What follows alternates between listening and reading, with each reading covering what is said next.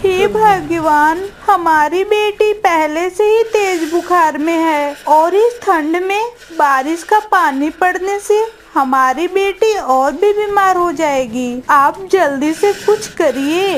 अरे भाग्यवान, अब इस बारिश में क्या करूं? मुझे कुछ समझ नहीं आ रहा है। इस बारिश में घर ठीक करने वाला मुझे कोई भी नहीं मिला। तो क्या हम अपनी बेटी को इस तरह से दर्द में छोड़ दें? कैसी बदकिस्मती लेकर आई हो मेरी बेटी। अरे मैं इस गरीब घर में तुम्हें कोई सुख नहीं दे पाऊंगा बेटी। बाबा, मुझे बहुत ठंड लग रही है, मुझे थोड़ा गले से लगा लो ना बाबा। थोड़ा और सहन कर ले यमुना बेटी, तेरे इस गरीब पिता के कपड़े भी भीगे हुए हैं। क्या पता तुम किसकी बेटी हो। चुप, एकदम चुप। ये आप क्या बोलने जा रहे हैं? आपको मेरी कसम, आप मेरी बेटी को कुछ मत कहना। वो सिर्फ मेरी बेटी है और किसी की नहीं। क्या हुआ माँ, बाबा को क्यों डांट रही हो? नहीं यमुना बेटी, कुछ नहीं हुआ। माँ, पहले मेरे ऊपर गिरने वाले पानी को रोक दो, मुझे बहुत ठंड लग रही है माँ। मेरी बेटी का दर्द मैं सहन नहीं कर पा रही हूँ। आप रसोई से 2 बर्तन लेकर आइए इस पानी को रोकने के लिए। फिर तीसरी राजकुमारी के पिता घर से 2 बर्तन लेकर आते हैं और पानी को रोकने की कोशिश करते हैं।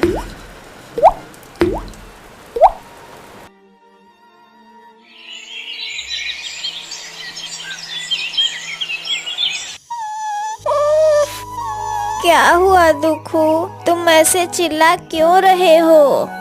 दाई माँ, मुझे बहुत भूख लगी है, मुझे कुछ खाने को दीजिए।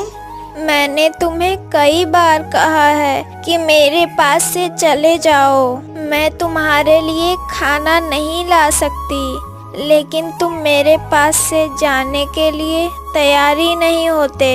दाई माँ, आप मुझे बार बार जाने के लिए क्यों कहती हैं? बताओ ना, मैं आपको छोड़कर कहीं नहीं जाऊंगा दाई माँ।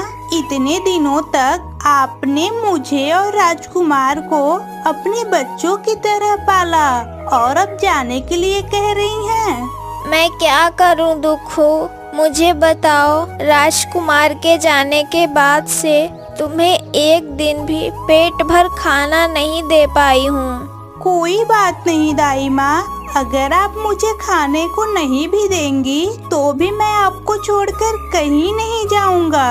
अब मैं जा रहा हूँ दाई माँ, देखूं किसी का जूठा खाना बचा हुआ मिल जाए।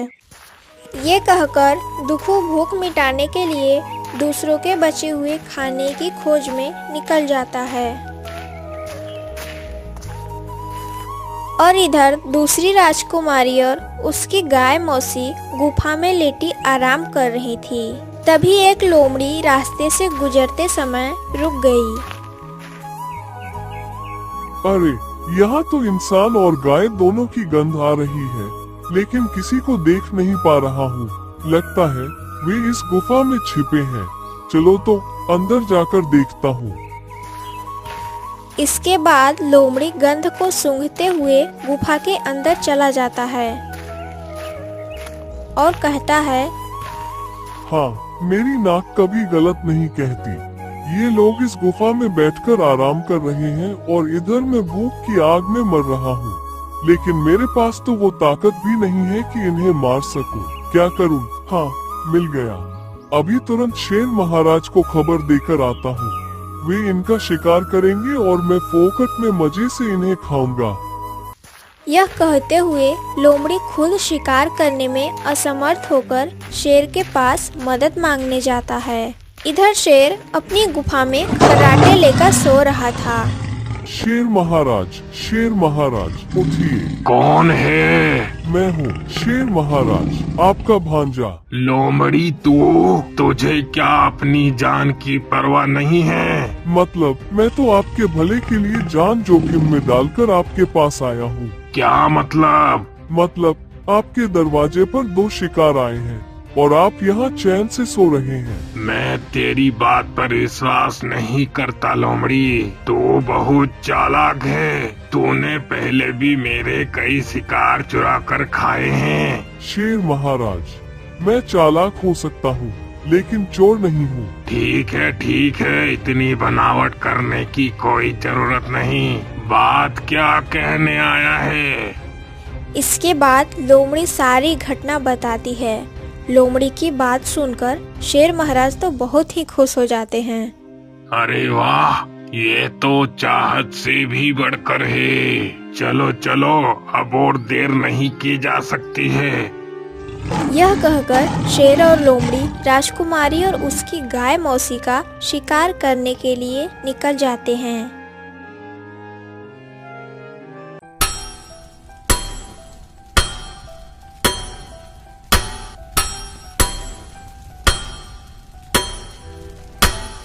ये लो सरपंच जी, अब मैंने इसमें धार दे दिया है। अब आप आराम से इसे काटो।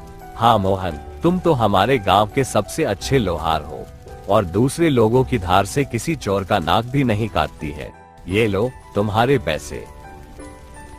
आज थोड़े पैसों की कमाई हुई है, इसी से दाल चावल और मेरी बेटी की दवाइयाँ खरीदूंगा। यह कहकर मोहन बाजार से कुछ चावल, दाल और राजकुमारी यमुना के लिए दवा खरीद कर लाता है।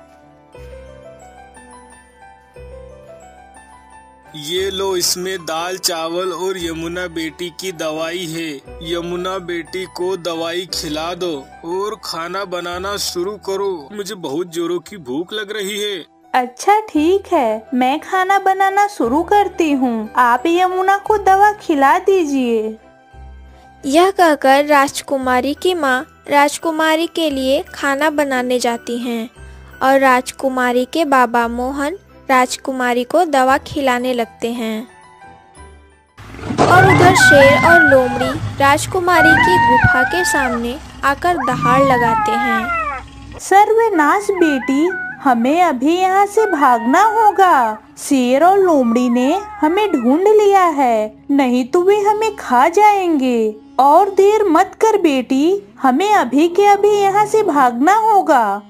लेकिन मौसी, मेरे पैर में बहुत दर्द है, मैं ठीक से चल भी नहीं पा रही हूँ। अब मैं कैसे दौड़ूंगी? ठीक है बेटी, तुमसे नहीं दौड़ा जाएगा तो तू मेरे पीठ पर चढ़ जा, मैं तुझे लेकर चलती हूँ। यह कहकर राजकुमारी की गाय मौसी राजकुमारी को अपनी पीठ पर चढ़ाकर गुफा के पीछे से चुपचाप भाग निकलती हैं। इधर शेर और लोमड़ी मिलकर शिकार करने की योजना बना रहे थे। अरे भाग गए शेर महाराज, वे तो भाग गए। अब क्या होगा? कहाँ तक भागोगे? चलो दौड़ लगाओ लोमड़ी। इतना कहकर शेर और लोमड़ी मिलकर राजकुमारी और उसकी गाय मौसी के पीछे दौड़ते हैं।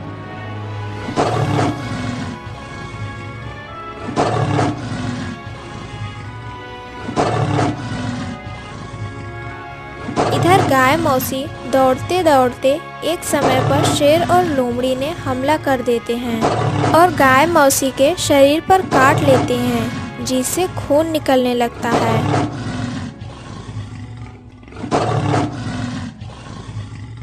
गाय मौसी, मुझे बचाओ मौसी, ये मुझे खा जाएंगे। मुझे बचाओ मौसी। आज तुम्हें हमारे हाथों से कोई नहीं बचा सकता। गाय मौसी कोई उपाय न पाकर राजकुमारी को बचाने के लिए गाना गाने लगती है। ना मारो ओ सिंह महाराज, ना मारो, तुम मेरी बेटी को ना मारो। 18 साल पहले मैंने तुमसे बचाया, अपना दूध पिलाकर बढ़ाया। ओ सिंह महाराज तुम दया करो, मेरी बेटी को ना मारो, ना मारो, ना मारो। ओ सिंह महाराज ना मारो। तो इसका मतलब 18 साल पहले तुमने इसे ही मुझसे बचाया था? हाँ सिंह महाराज, यह वही कन्या है जिसे आप खाना चाहते हैं, लेकिन मैंने इसे अपना दूध पिलाकर अपनी ममता से पाल पोस कर बड़ा किया है। लेकिन क्यों? तेरी इस उदारता का क्या कारण है?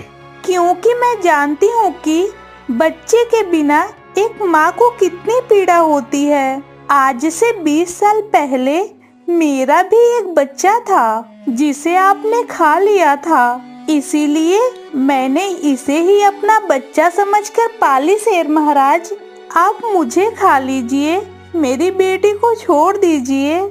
नहीं गाय मौसी, मैं आपको छोड़कर नहीं रह सकती। आप मेरी गाय मौसी को छोड़ दो शेर महाराज, आप मुझे खा लो। नहीं बेटी, ये तुम क्या कह रही हो?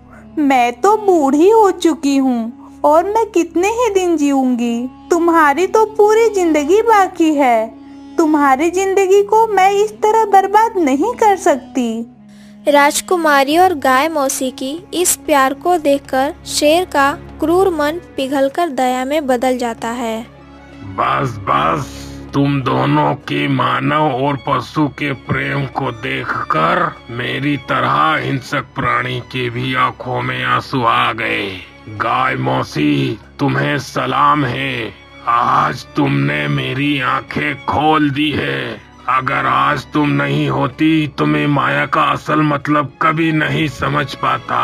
मैं तुम्हें छोड़ सकता हूँ, लेकिन एक शर्त पे। क्या शर्त है शेर महाराज? मैं आपकी सभी शर्तें मानने को तैयार हूँ, बस आप मेरी बेटी को छोड़ दें। छोड़ सकता हूँ, लेकिन तुम्हें भी मेरा दोस्त बनना होगा। सिर्फ इसी शर्त पर मैं तुम्हें छोड़ सकता हूँ। यह भी कोई शर्त हुआ शेर महाराज? यह तो हमारे लिए खुशी की बात है। अब आप सब साथ मिलकर रहेंगे तो मैं क्या करूँगा? नहीं भांजे, आज से तुम हमारे साथ ही रहोगे। ठीक है, अब से हम सब एक साथ मिलजुल कर रहेंगे। ये कहकर गाय मौसी अपनी ममता के जोर पर सभी को अपनी गुफा में ले आती हैं और गाय मौसी को सिंह मियाँ के साथ देखकर भोलू कुत्ता डर जाता है। शेर, यह मैं क्या देख रहा हूँ गाय मौसी? हाँ भोलू, डरो मत। आज से यह लोमड़ी और शेर महाराज हमारे दोस्त हैं। ये अब से हमारे साथ ही रहेंगे। नहीं नहीं मौसी, यह खतरनाक प्राणी आपके दोस्त नहीं हो सकते। इन पर विश्वास मत करो। नहीं भोलू, मैं सच में तुम्हारा दोस्त बनना चाहता हूँ। तुम हम पर विश्वास कर सकते हो। हाँ भोलू, तुम बिल्कुल चिंता मत करो। अब से हम सब एक साथ मिलकर रहेंगे। ये कहकर गाय मौसी कुत्ते को चुप कराती हैं, लेकिन भोलू शेर और लोमड़ी को मन से स्वीकार नहीं कर पाता। इधर राजकुमारी यमुना के बाबा लोहे के काम में मग्न हो जाता है और गलती से आग से उसका दुकान जलने लगता है। यमुना का पिता चिल्लाने लगता है। चिल्लाने की आवाज़ सुनकर बहुत से लोग इकट्ठा हो जाते हैं। अरे अरे, जल गया, अरे उसे कोई बचाओ, अरे बचाओ उसे कोई।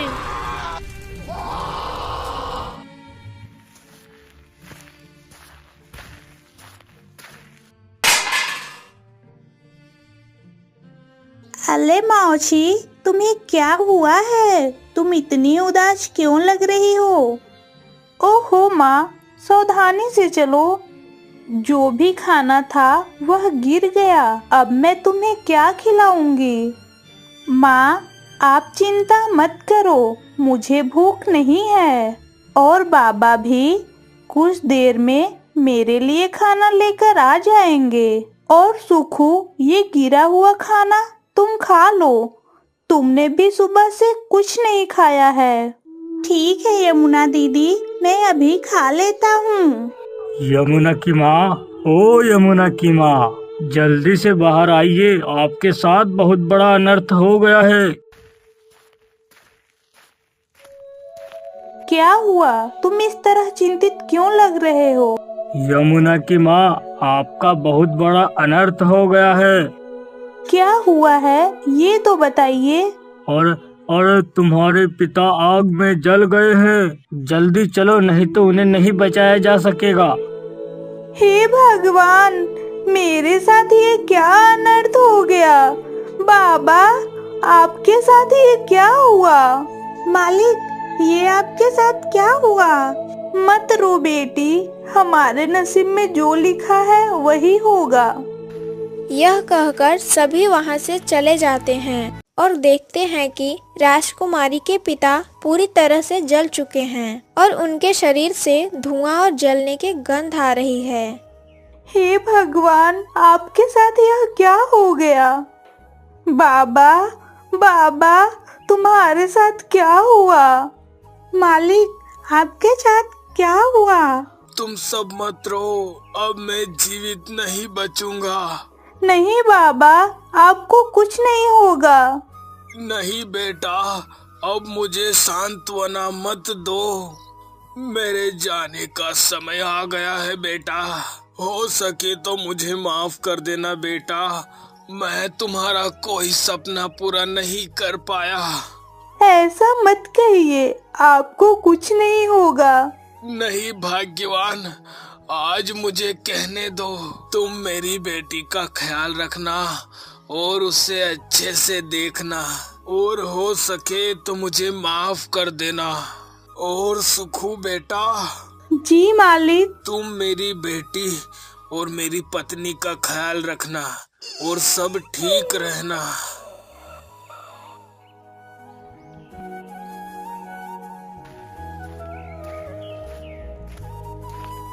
इस पापी लड़की की वजह से मेरे भाई की मौत हुई है। मैं इसे कभी माफ नहीं कर सकता। ये आप क्या कह रहे हैं भैया? बिल्कुल सही कह रहा हूँ। पता नहीं कहाँ से उठा कर ले आई हो इस मनहूस को। जब से ये आई है तब से हमारी जिंदगी तबाह हो गई है। हाँ, आप ठीक ही कह रहे हो। कृपा करके चुप हो जाइए भाभी। मैंने इतने दिनों तक यह सच अपनी बेटी से छिपा कर रखा था। आज उसे कुछ मत कहो। अगर आज हम इस लड़की को सच नहीं बताएंगे तो ये हमारी ही संपत्ति पर हक जमाएगी। मैं इसे बर्दाश्त नहीं कर सकता। तुम इतने दिनों से मुझसे क्या छिपा रही हो माँ? कुछ नहीं बेटी, कुछ नहीं। मैं तुम्हें बता रही हूँ यमुना, सुन। 18 साल पहले तुम्हें कहीं से उठा कर लेकर आई थी यह तुम्हारी बांझ माँ। तुम्हारे असली माता पिता कहाँ हैं कोई नहीं जानता। और सुनो निशा, तुम्हारा कोई वारिस नहीं है, समझी? अब तुम्हारी सारी संपत्ति हमारी है और तुम इसमें कुछ भी नहीं कर सकती। अब तुम्हें अपने मरे पति को कहाँ दफनाना है वह जगह खोज लो। यह कहकर मृत मोहन के भाई और भाई की पत्नी वहाँ से चले जाते हैं और निशा और यमुना मृत मोहन को दफनाने की जगह न मिलने के कारण उसे एक तैरने वाले अस्थि बनाकर बहा देते हैं।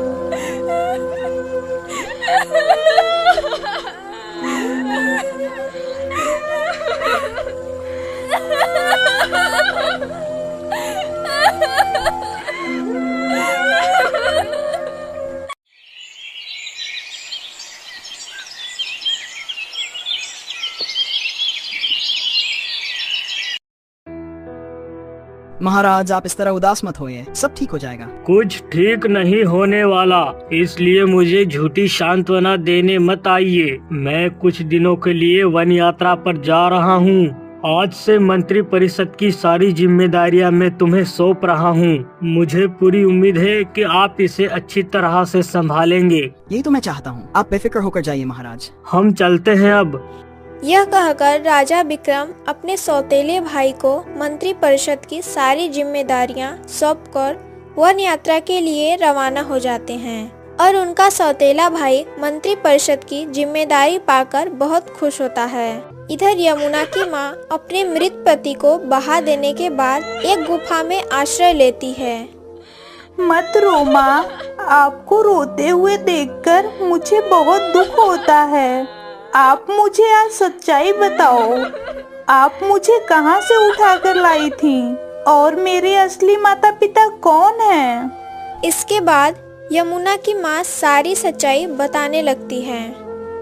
हाँ बेटी, मैं और तुम्हारे पिताजी आज से 18 साल पहले तुम्हें एक पेड़ के नीचे पड़े हुए देखे थे और उस पेड़ के नीचे एक सांप तुम्हारी रक्षा कर रहा था। तब हम इस घने जंगल में सुनते हैं कि कोई रो रहा है।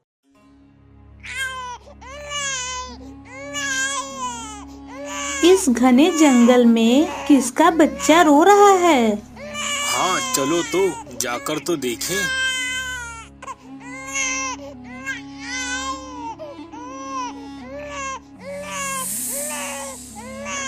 सांप! मुझे देखकर डरो मत, मैं तुम्हारा कोई नुकसान नहीं करूंगी। इस मनुष्य के बच्चे को मैंने पानी में तैरते देखा तो यहाँ लेकर चली आई, इसलिए तुम इस प्यारे निर्दोष बच्चे को अपने साथ ले जाओ। यह कहकर सांप वहाँ से चला जाता है और मोहन की पत्नी राजकुमारी को गोद में ले लेती है। भगवान, इतने दिनों बाद हमारे ऊपर आपने कृपा की है। हमने इतने दिनों बाद एक संतान का चेहरा देखा है और इस बच्ची को पाकर हम बहुत खुश हैं। हमारी सारी कमी पूरी हो गई। तुमने सही कहा, इस बच्ची को हम अपने बच्चे की तरह पालेंगे और इसका नाम हम रखेंगे यमुना। इसके बाद हमने तुम्हें अपने बच्चे की तरह पाला। मुझे माफ कर दो बेटी, हमने इतने दिनों तक तुमसे सच्चाई छुपाई थी। माँ,